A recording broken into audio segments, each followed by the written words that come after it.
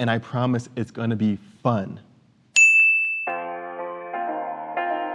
Okay, so this is episode 4 of The Economy Lately, and thank you so much for tuning in. Anyway, we have to talk about arguably, no, this is the sexiest topic within the economy right now, besides freight, and it's manufacturing. I promise I'm a hit at parties, and you will be too if you talk about manufacturing. Anyway, let's talk about it.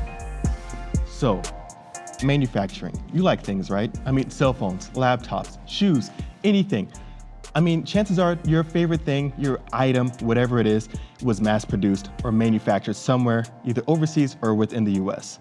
And that's gonna be the case for almost every single thing in your life. Let's start with manufacturing, looking at it in a way of streams, a flow process. So looking at it upstream, that's where all the big stuff gets manufactured. We're talking about machinery, industrial goods, stuff like that. And right now, things are getting really dicey upstream. Manufacturers have had a hard time sourcing raw materials, and that's really led to increased pricing pressures. We went into all this on that inflation episode, and I'm not going into the rabbit hole. I'm not doing it. Anyway, those upward pressures on those prices stay there because a lot of times those manufacturers are gonna eat those price increases to kind of do us a solid, you know? We were in a recession not too long ago. It's the least they could do.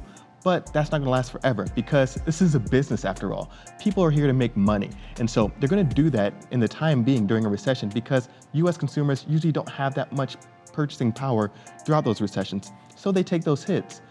But when times get better, they're gonna kind of ease those prices back up. And guess what?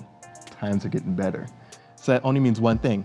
Those prices are definitely gonna come downstream. But I told you I'm not gonna get into that rabbit hole right now. I just gotta talk about what's happening overall within manufacturing. And of course, we care about these things being manufactured because it all comes back to freight and transportation. So one of the big things that we've also been seeing throughout this pandemic, or kind of on the tail end of the pandemic, is flatbed outbound tender rejections hitting a near actually hit an all-time high of just over 30%. That's nuts. And so looking at that, a lot of that's gonna be tied to, of course, construction materials and manufacturing. So the flow of everything is kind of simple. I mean, new orders get put in, those things get produced, and then those produced goods get shipped throughout the country. The next thing you know, they're at your doorstep. Featuring Kaylee Nix. Whoa, wrong show.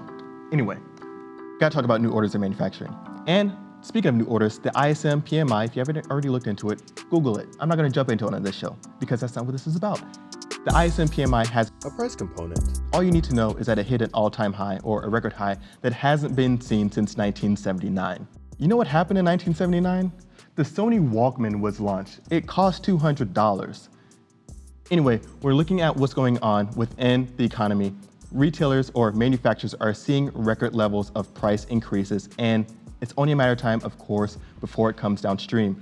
And that's gonna be the big thing for manufacturing. The new orders have not stopped coming in. When you look at non-defense capital goods new orders, another index that you can overlay in Sonar, we're looking at that. It's increased 12 over the last 13 months. That's showing that new orders aren't slowing down. Manufacturers are still producing at a rapid rate, and they're gonna be producing at a rapid rate for some time to come. And now that we're on better footing, that means that those prices are gonna start hitting the consumers because we're in a better place to take those price hits, and they need to make money. And we gotta talk about what's going on within those manufacturers because they're also seeing another issue across the board, and it's in the form of employment. Let's talk about that.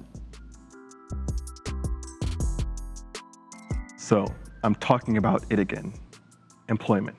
Within manufacturing, thing that we gotta look at within manufacturing is that there is a huge need for employment. And if you look across the board at any kind of diffusion index or respondents, they're talking about employment being the biggest struggle across the board. It doesn't really matter what the industry is. And of course, we've heard different segments talk about how it's hard to source manufacturing with a lot of the services coming back online. You're looking at restaurants, things like that, retailers, but manufacturing is getting hit hard. And not a lot of people are talking about it. The thing to remember or to be aware of throughout COVID-19, those people that left those jobs within manufacturing may not be going back to those same jobs or the same style of jobs within those factories. There's been a lot of changes. I mean, technology doesn't stop. You might have to take on a few more technical qualifications or learn new skill sets within manufacturing. The employment issue within manufacturing is just one variable out of many that's impacting it right now. I mean, when you look across the board, there are a whole host of issues, but that's just one aspect. Until there's a full answer, there's going to be shortages, there's going to be extended delivery times, but manufacturing doesn't stop. So that's going to do it for this episode of The Economy Lately. Thank you so much for tuning in. And of course, thank you to the best crew in the game. We got Aaron, we got Ethan, we got Fraser somewhere, Crystal somewhere too. But anyway, thank you so much for tuning in. See you on the next episode. Bye.